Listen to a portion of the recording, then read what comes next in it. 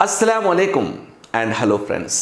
आज के इस वीडियो में मैं आपको बताऊंगा कि अगर आप टाटा एथिकल फंड आपके पोर्टफोलियो में हो तो इस टाटा एथिकल फंड में जो पर्जिंग अमाउंट होता है, जो इंटरेस्ट अमाउंट होता है, उसको किस तरह से प्यूरिफाई करेंगे। मैं इसको प्रैक्टिकली स्टेप बाय स्टेप मेरा खुद का एग्जाम्पल लेकर मैं आपको बताऊंगा ताकि आपको इस पर्जिंग का प्रोसेस बिल्कुल सिंपल तरीके से समझ में आ जाए। अगर आप हमारे चैनल पर नए हो तो मैं आपको रिक्वेस्ट करूंगा कि आप हमारे चैनल को सब्सक्राइब कीजिए और बेल आइकन पर प्रेस कीजिए ताकि आपको लेटेस्ट अपडेट्स हमारे पास से आते रहे। तो चलिए दोस्तों देखते हैं कि टाटा एथिकल फंड जो पर्जिंग अमाउंट है किस तरह से हम कैलकुलेट करते हैं, इसका प्रोसेस क्या है और मेरे पास जो डॉक्यूमेंट्स है वो कहां से मैंने लिए हैं, तमाम चीजें आपको बताऊंगा। तो सबसे पहले आप गूगल का ब्राउजर ओपन कीजिए। ब्राउजर ओपन करने के बाद आप यहां पर गूगल ब्राउजर में आप सर्च कर सकते हैं टाटा एथिकल फंड, ये कीवर्ड आप सर्च कर दीजिए। तो जैसे आप ये कीवर्ड सर्च करेंगे दोस्तों तो यहां पर गूगल सर्च पे फर्स्ट रिजल्ट आपको आएगा टाटा म्यूचुअल फंड, उस पर क्लिक कर दीजिए। जो एथिकल फंड का जो मेन वेबसाइट है वो है, उस पर आप क्लिक कर दीजिए।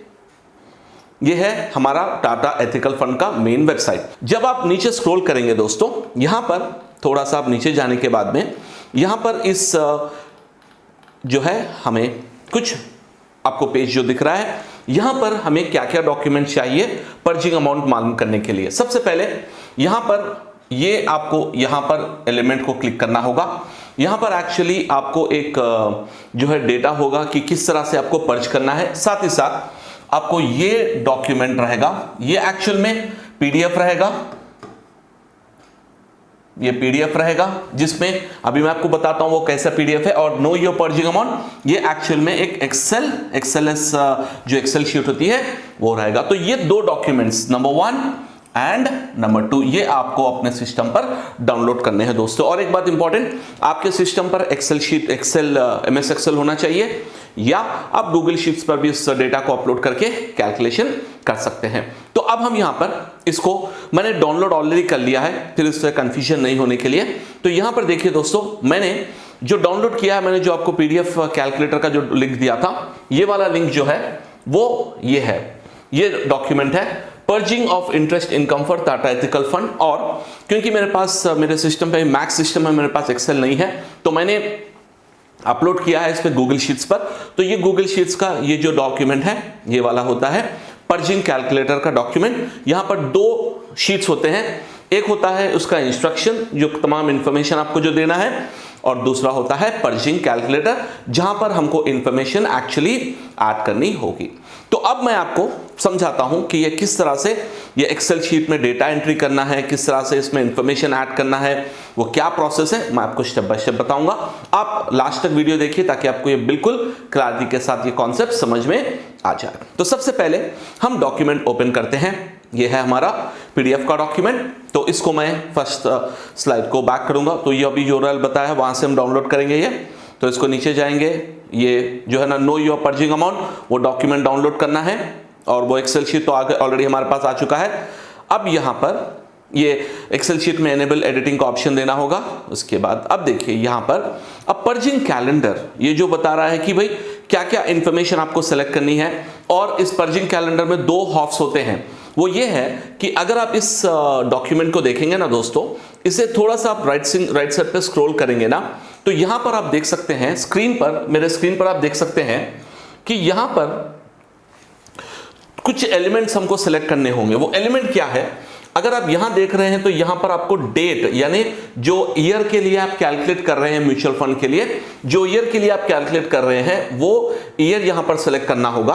और आपका जो म्यूचुअल फंड आपने जो ऐड किया है, मैंने Tata ethical fund direct dividend या आप सेलेक्ट किया है या ग्रोथ सेलेक्ट किया है, यहां से आप ड्रॉप डाउन सेलेक्ट करके उस ऑप्शन को सेलेक्ट करना होगा। ये आपको सबसे पहले ये एलिमेंट को आपको सेलेक्ट करना होगा। तो इसके बाद और एक चीज यहां पे मैं इसको थोड़ा सा एलिमिनेट कर देता हूं दोस्तों। चलिए अब इसके बाद और एक ऑप्शन यहां पे ये होगा कि देखिए मैं इसको थोड़ा सा स्क्रॉल इस तरफ कर रहा हूं लेफ्ट साइड पे ये विंडो को। अब यहां पर आप देखेंगे दोस्तों, इधर अगर आप देखेंगे यहां पर ये फर्स्ट हाफ यानी हाफ ईयर का यहां पे डेटा है, इसके बाद सेकेंड हाफ का ईयर का यहां पर डेटा है। यानी अब जब से आपने इन्वेस्ट शुरू किया, एक्चुअली हमारा जो कैलेंडर होता है वो हमारा जो फाइनेंशियल ईयर शुरू होता है 1 अप्रैल से 31 मार्च तक। तो अगर यहां पर आपको जो भी आपने 1 अप्रैल से लेकर यहां पे 30 सितंबर तक लिया है वो यहां पर डेट में एंट्री करेंगे। क्या एंट्री करेंगे मैं आपको बताऊंगा। तो यही इंफॉर्मेशन यहां पे आपको बता रहा है ये सिस्टम कि यहां पर इस शीट में इस पैन में जो है आपको ये होता है और इस पैन में आपको डेटा एंट्री करना होता है। चलिए इसके बाद हम थोड़ा सा आगे जाते हैं और यहां पर मैंने जैसे एक्सेल शीट में बताया तो पहले आप क्या कीजिए, एक्सेल शीट आपने डाउनलोड कर ली होगी ऑलरेडी, तो इसको आप स्क्रॉल कर दीजिए और ऊपर आप ऐसा स्क्रॉल कर दीजिए और यहां पर अब मैं कैलकुलेट करना चाह रहा हूं फॉर द ईयर 2020 एंड 21, यानी लास्ट ईयर का हम कैलकुलेट करना है। तो यहां पर देखिए ये है हमारा 2020 टू 21, इसको हम सेलेक्ट कर लिए हैं। इसके बाद आपको यह सेलेक्ट करना है कि आपका फंड कौन सा है। मेरा जो फंड है वो है Tata ethical fund direct growth, मैंने इन्वेस्ट किया है। तो यहां पर मुझे इस ब्लॉक पे क्लिक करेंगे तो देखिए दोस्तों लिस्ट आ रही है, आपको आप देख सकते हैं लिस्ट आ रही है। तो यहां से आपको सेलेक्ट करना है क्योंकि मैंने जो इन्वेस्ट किया है वो Tata ethical fund direct growth में, तो मैं ये सेलेक्ट करूंगा। ये हो गया है, इसका default perching amount per unit per day ये ऑटोमेटिक डेटा आ जाता है। अब यहां पर इसके बाद नेक्स्ट क्या स्टेप करना है उस चीज को देखना। तो याद रखिए आप डॉक्यूमेंट डाउनलोड कर लीजिए, एनेबल एडिटिंग करने के बाद में पहले आप सेलेक्ट कर लीजिए ईयर, उसके बाद सेलेक्ट कर लीजिए आपका टाटा एथिकल फंड का कौन सा ईयर का डेटा है। इसके बाद चलिए आगे हम बढ़ते हैं। अब इसके बाद ये आपको बता रहा है कि बॉस आपको पर्चिंग कैलकुलेटर पर पर्चिंग अमाउंट कैलकुलेट करने के लिए आपके लिए क्या क्या इंपॉर्टेंट एलिमेंट्स है। तो यहां पर याद रखिए दोस्तों आपके जो एलिमेंट्स है, 3 इंपॉर्टेंट एलिमेंट्स आपको जरूरी है। वो एलिमेंट्स क्या है, वो ये 3 एलिमेंट्स है। सबसे पहले आपको ये पता होना चाहिए कि डेट ऑफ परचेस क्या है, आपने किस दिन उस यूनिट को परचेस किया, डेट ऑफ परचेस आपको मालूम होना है। और एनएवी एट द डे, जिस दिन आपने खरीदा है उसका एनएवी, और amount invested on that date, यानी 3 थिंग्स आपको पता होने चाहिए कि आपको किस डेट को आपने म्यूचुअल फंड के यूनिट्स परचेस किए और उस दिन एनएवी क्या था और उस दिन आपने कितना इन्वेस्टमेंट किया है। अब क्वेश्चन यहां पर यह आता है कि यह डेटा कहां से आएगा। तो ये डेटा आपको आएगा जहां से भी आपने म्यूचुअल फंड खरीदे हैं, जहां पे चाहे ग्रो पर आपने खरीदे हो, चाहे आप जीरोधा कॉइन पर खरीदे हो, तो वहां पर आपके ट्रांसैक्शंस में ये तमाम डिटेल्स होते हैं। मैं बताता हूं वो कहां पर आपको मिलेंगे।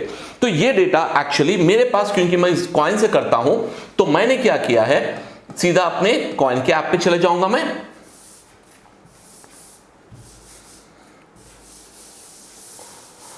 तो सीधा मैंने ये डेटा इंफॉर्मेशन के लिए मैं क्या करता हूं दोस्तों, अगर आप जीरोधा से आपने इन्वेस्ट किया है तो आप जाएंगे coin.zerodha.com, ये आपका यूआरएल है coin.zerodha.com, इस पर आपको जाना है। अभी मैं आपको क्योंकि प्रैक्टिकल बताना चाह रहा हूं तो इसलिए मैं इसी पर्टिकुलर यूआरएल पे अभी जा रहा हूं, आप इसको गौर से देखिए दोस्तों। ये है मेरा जीरोधा का अकाउंट।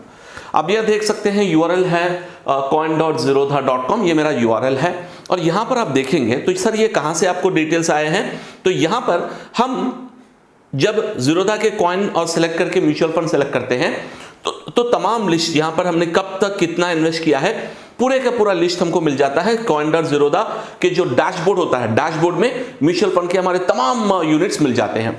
तो अब यहां पर एक एग्जांपल की तरह बता रहा हूं दोस्तों कि अब मुझे कैलकुलेट करना है लास्ट ईयर का, क्योंकि हमें ये ईयर का भी नहीं मिलेगा। अभी जब ईयर एंड होगा उस टाइम पे आपको ये पर्चिंग अमाउंट का डेटा मिलेगा, क्योंकि पूरे कंपनीज को जो है ये डेटा जब तक वो कंप्लीटली रिलीज नहीं करेंगे तो पर्चिंग अमाउंट कैलकुलेट नहीं कर सकते।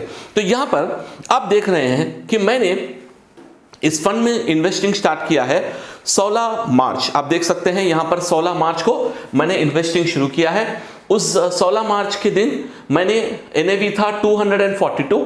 यहां पर आप स्क्रॉल अप करेंगे तो आपको समझ में आएगा दोस्तों कि इस पे यहां पर आप देखिए, इसको आप स्क्रॉल अप करेंगे तो देखिए ये वैल्यू है एनएवी, इसका वैल्यू है एनएवी, ये है अमाउंट हमने कितना किया, क्या डेट पे किया है। तो जैसे मैंने आपको बताया 3 एलिमेंट्स हमको चाहिए, वो 3 एलिमेंट्स हमको यहां पर अपने अकाउंट से मिल रहे हैं। ये तो हमारा पहला एलिमेंट है डेट, इसको आप याद रख लीजिए डेट। इसके बाद ये इन्वेस्टेड अमाउंट, कितना हम इन्वेस्ट कर रहे हैं ये, और इसके साथ साथ ये वाला अमाउंट, ये है हमारा एनएवी का वैल्यू। ये 3 वैल्यूज हमको अभी डेटा में एंट्री करना होगा। क्योंकि मैंने इस फंड में स्टार्ट किया था मार्च 16 के दिन, मार्च 16 को मैंने इस फंड में इन्वेस्ट करना शुरू किया है। तो यहां पर मुझे सिर्फ लास्ट ईयर का कैलकुलेट करने के लिए सिर्फ और सिर्फ मुझे ये आप देख रहे हैं 1, 2 and 3, सिर्फ मुझे 3 दिन का डेटा एंट्री करना होगा। यानी ये ईयर का पहले होगा या लास्ट में होगा, देखेंगे लास्ट ईयर में देखेंगे तो ये तो ईयर एंड के, मार्च का तो ईयर एंड होता है। तो यानी मैंने मार्च में जब शुरू किया था तो सिर्फ मैंने 3 दिन जो है इन्वेस्टमेंट किया है। तो इसका मतलब ये है दोस्तों कि मुझे सिर्फ इसी ड्यूरेशन का मुझे पर्जिंग अमाउंट कैलकुलेट करना होगा। अगर इसके बाद में जाऊंगा तो उसका भी डेटा रहेगा, लेकिन इसके लिए थोड़े से और भी फैक्टर्स है। मैं आपको इसमें जाने से पहले और एक भी इंपॉर्टेंट एस्पेक्ट बताता हूं। तो चलिए हम इसमें डॉक्यूमेंट में डेटा जाते हैं। चलिए इसको हम नेक्स्ट में स्लाइड करेंगे। सैंपल डेटा तो मैंने आपको बता दिया इसको। अच्छा, और एक इंपॉर्टेंट है वो ये है अमाउंट इन्वेस्टेड टिल नाउ, ये ऑप्शन एक रहेगा आपको डेटा, और टोटल यूनिट्स होल्डिंग ये ऑप्शन रहेगा। ये आपको पिछले साल का रखना है, यानी पिछले साल मैंने कितना अमाउंट इन्वेस्टमेंट था और कितना मैंने यूनिट्स को होल्ड किया था पिछले साल, तो मैंने 0 किया था। तो वो डेटा मुझे यहां पर एंट्री करना होगा दोस्तों। यहां पर आप देख रहे हैं इधर आपको ऑप्शन होता है, यहां पर इसको थोड़ा सा इसको राइट साइड करेंगे तो इसको ऊपर आप करेंगे ना, यहां पर देखिए यहां पर तो एलिमेंट 1, यहां पर 1 हमने सेलेक्ट कर लिया, ऑलरेडी ईयर ले लिया। इसके बाद टाटा एथिकल फंड हमने ये ले लिया है। अब इसके बाद आप देखिए यहां पर एक एलिमेंट है हमारे पास, यहां पर आप एलिमेंट देखिए। ओके, इसको मैं थोड़ा सा स्क्रॉल करना पड़ेगा। हाँ, ये देखिए अप टू द डेट, ये एक एलिमेंट है। अप टू द डेट आपका क्या क्या इन्वेस्टमेंट हुआ था और यहां पर आपके कितने यूनिट से कितना अमाउंट जो है आपका इन्वेस्टमेंट हुआ था। तो ये डेटा को हमको एंटर करना है।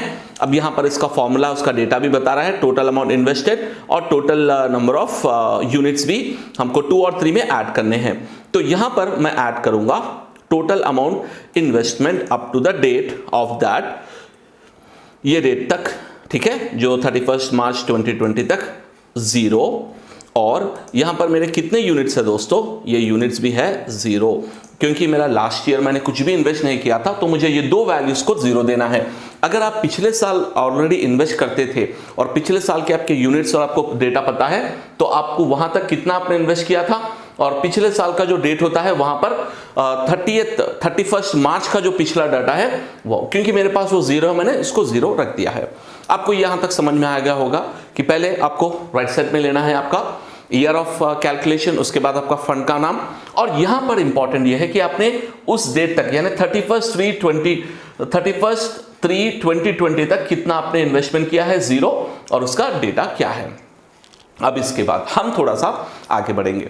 अगर फॉर एग्जांपल अज्यूम कीजिए कि मैंने अप्रैल 2020 से यहां पे इन्वेस्टमेंट चालू किया था, तो मैं यहां से लिखना शुरू करूंगा मेरे डेट्स को, क्योंकि मैंने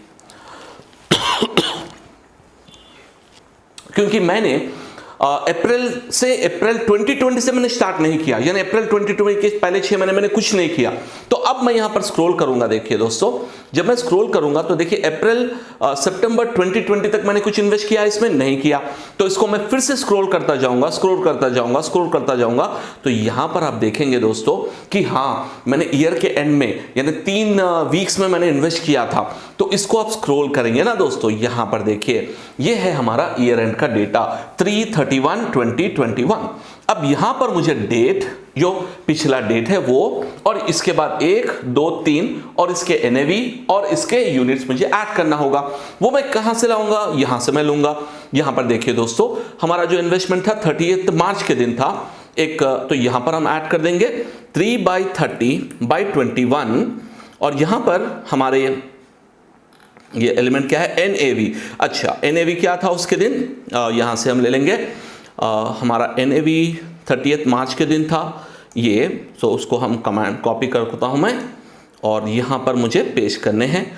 और उस दिन मैंने कितना इन्वेस्ट किया था, ओके, इसमें मैंने आई थिंक 4000, यहां पर आप देखते हैं दोस्तों, जो NAV पे यहां पे मैंने इन्वेस्ट किया था ये अमाउंट, तो इसको कॉपी में कर दूंगा और यहां पर पेस्ट कर दूंगा। देखिए ये ऑटोमेटिक यूनिट्स ले लेगा।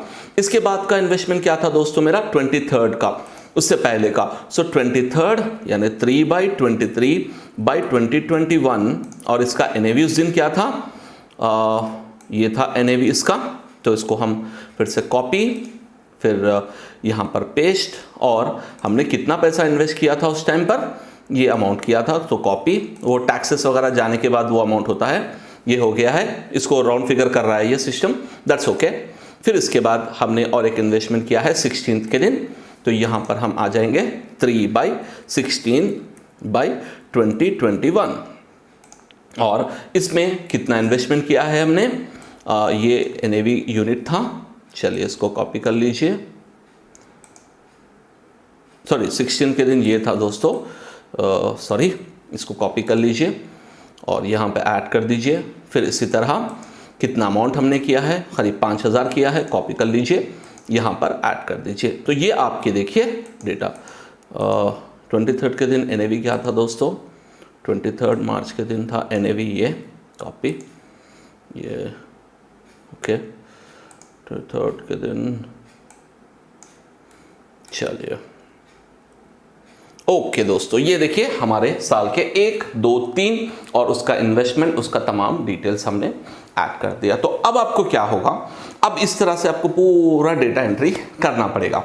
जब आप कर लेंगे तो यहाँ पर आप स्क्रॉल कीजिए, राइट साइड में आप यहाँ पर देखते हैं, तो राइट साइड में आप देख सकते हैं, इस साइड में, राइट साइड में आपका डेटा मिल रहा है कि आपको कितना अमाउंट पर्च करना होगा। वो ये है, क्योंकि मैंने साल के पहले में कुछ नहीं किया, तो ये एलिमेंट आप देख सकते हैं दोस्तों, ये बिल्कुल जीरो है। यहाँ पर ये एलिमेंट आप देखिए, क्योंकि साल के शुरू में मैंने कुछ नहीं किया तो ये जीरो है, और क्योंकि मैंने बहुत कम इन्वेस्ट किया है, क्योंकि मैंने एक्चुअली शुरू किया था, तो मैंने क्योंकि कम किया था, तो यहां पर आप देख सकते हैं, यहां पर इस कॉलम में आप ये डेट देख सकते हैं, ये एलिमेंट देखिए 1.00054, यानी ये मेरा एक्चुअल पर्चिंग अमाउंट है। यानी अगर मैं लास्ट ईयर का अगर पर्चिंग अमाउंट निकालूंगा, जो मैंने म्यूचुअल फंड शुरू किया है उस टाइम पे, क्योंकि मैंने 3 ही दिन किया था, 3 ही वीक्स मैंने किया था, उस वीक के उस हिसाब से मैंने जो इन्वेस्ट किया है उसका पर्चिंग अमाउंट बनता है सिर्फ 1 रुपी सम चेंज, तो 1 रुपया समझिए आप, ये अमाउंट को मुझे पर्च करना होगा। लेकिन अब ये इस साल जब मैं करूंगा, तो जहां पर आपको याद रखना होगा, क्योंकि अब मैं 2020 का डेटा 2021 22 का जो ईयर 2021 है, इसका भी डेटा नहीं आया है। तो जब मैं अब करूंगा, जब ये हमारे मोस्ट प्रोबेबली अप्रैल में ये इनका जो है रिलीज करेंगे, ये आपको शीट हमेशा एक्सेल शीट डाउनलोड करना पड़ेगा जब भी आपका जो ईयर एंड होता है उस टाइम पर। तो जब एक्सेल शीट आएगी दोस्तों, उस टाइम पे मुझे क्या करना पड़ेगा कि अभी नेक्स्ट ईयर का जब मैं कैलकुलेट करूंगा, तो मुझे यहां पर लेना होगा 31/3/21, और यहां पे उस टाइम का NAV, सॉरी यहां पर उस टाइम तक मैंने कितना इन्वेस्ट किया था वो यहां पर रखूंगा, और उस टाइम तक मेरे पास कितने NAV थे मैं यहां पर वो यूनिट्स को रखूंगा, क्योंकि मेरे पास ऑलरेडी कुछ अमाउंट आ चुका है, उसके बेसिस पे पूरा कैलकुलेशन फिर से कंटिन्यू होगा। और इसके बाद इंपॉर्टेंट अब ये है कि मुझे यहां से शुरू करना पड़ेगा, क्योंकि मैंने 2021 में अप्रैल से मैंने स्टार्ट कर दिया था, तो मुझे यहां से अप्रैल के महीने से यहां से स्टार्ट करते करते करते ये पूरा डेटा मुझे एंटर करूंगा, तो मुझे 2 वैल्यूज मिलेंगे। इन 2 वैल्यूज को आपको प्लस करना है, जो भी अमाउंट होगा वो आपका पर्चिंग अमाउंट होगा। तो अब यहां पर ये एक प्रोसेस है दोस्तों कि हम किस तरह से पर्चिंग कर सकते हैं। अगर आप देखेंगे, अगर एक बार करेंगे ना, बिल्कुल आसान प्रोसेस है दोस्तों, क्योंकि यहां पर ग्रेट थिंग ये है कि ये एक्सेल में इन्होंने फॉर्मूलाज वगैरह तमाम इन्होंने सेट कर दिए, क्योंकि अगर आप मैनुअली करने जाएंगे तो बहुत इंपॉसिबल हो जाएगा हमारे लिए, क्योंकि ये जो फंड मैनेजर्स होते हैं ये बहुत बड़े अमाउंट्स इन्वेस्ट करते हैं, वो किस टाइम पे करते हैं पूरा कैलकुलेशन रखते हैं, ताकि जो पर्चिंग अमाउंट है वो फॉर्मूलाज के बेसिस पर वो हमको बता सके, यूनिट्स के बेसिस पे हमको बता सके। तो ये एक्सेल शीट में तमाम फॉर्मूलाज है दोस्तों, हमको कुछ करना नहीं है, सिर्फ हमको डेटा एंट्री इसमें करना है, हमें डेटा ऑटोमेटिकली मिल जाएगा। तो ये बहुत ही आसान तरीके से आप ये कर सकते हैं। अभी जो मैंने बताया, ये आप पूरा डॉक्यूमेंट भी पढ़ेंगे ना दोस्तों, ये पूरा वही डॉक्यूमेंट है, किस तरह आपने किया है, कितने आपके यूनिट्स आपके पास थे, और ये जो सैंपल डेटा है, इस तरह से हम पूरा डेटा ऐड करेंगे, जो भी हमारा एडिशन होगा वो अमाउंट होगा हमारा टोटल पर्चिंग करने का प्रोसेस। उम्मीद है दोस्तों आपको टाटा एथिकल फंड का पर्चिंग प्रोसेस समझ में आया। मैंने तो कोशिश की है कि बहुत आसान तरीके से आपको बताऊं, और यही सबसे सिंपल एंड इजी प्रोसेस है। जब मैंने भी फर्स्ट टाइम देखा मैं बहुत कंफ्यूज हो चुका था, लेकिन जब मैंने एक आधा घंटा इसको पढ़ा, फिर डॉक्यूमेंट देखा, एक्सेल शीट देखा, आधा घंटा मैंने इसको थोड़ा सा पढ़ के एक कैलकुलेशन, बेसिक कैलकुलेशन किया, तो समझ में आ रहा है बिल्कुल सिंपल है। देखिए, इन्वेस्टमेंट का कॉन्सेप्ट ही होता है कि हम बिल्कुल सिंपल तरीके से आप सीख सकते हैं। आपको थोड़ा सा दिमाग लगाना होगा, थोड़ा सा आपको जो है लॉजिक यूज़ करनी होगी, आपको आराम से ये कैलकुलेशंस आ जाएंगे। उम्मीद है दोस्तों आपको ये वीडियो पसंद आया है और इसको अपने दोस्तों से भी शेयर कीजिए ताकि उनको भी इस प्रोसेस के बारे में पता चल जाए। थैंक यू वेरी मच, शुक्रिया।